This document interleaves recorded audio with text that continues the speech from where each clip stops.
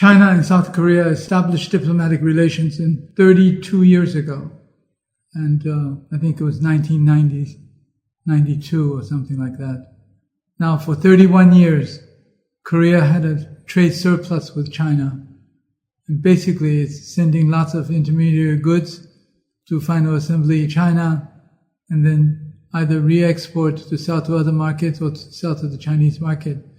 And this is the first time after 31 years that last year South Korea had actually a trade deficit with China. What happened?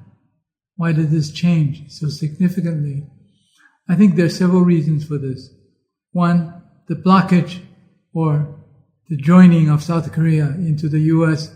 sanctions group on technology products to China.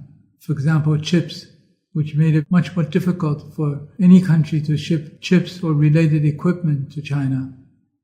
And this takes a big block out of the Korean export to China. And secondly, China became, in that process, much stronger in the manufacturing of these products themselves. So they don't really have to rely increasingly on the South Korean suppliers. They can do this themselves. And this is already being seen in the marketplace, where on the last generation chips, not the latest generation chips, China has already become a dominant supplier. Another sector, same thing has happened. Batteries. South Korea used to be a dominant force in the production of batteries for electric vehicles and also for solar panels. What happened? China is now the dominant force in the production of batteries for electric vehicles. So they no longer need to import from Korea. In fact, they're taking away the Korean market.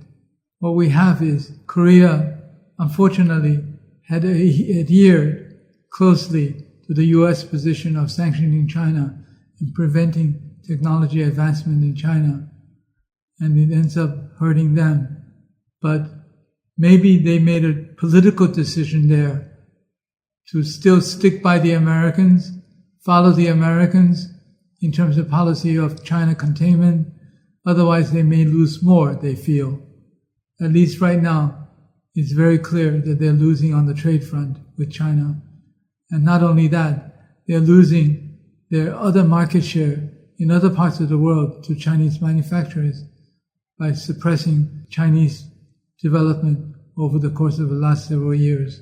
So now, instead of being able to export chips and batteries to China, they now are losing market share all over the world in both chips and batteries. They made an assessment that it's a lost-loss situation anyway, in which way they would lose less. And their decision was, losing less, you got to stick by the Americans.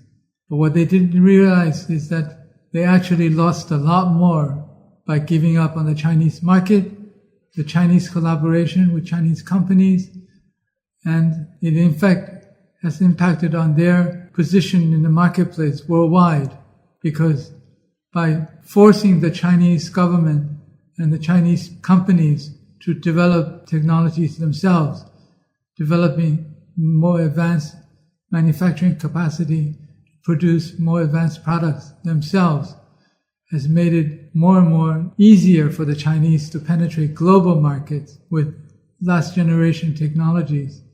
And this has already occurred. And it's very clear in the battery sector, this has happened.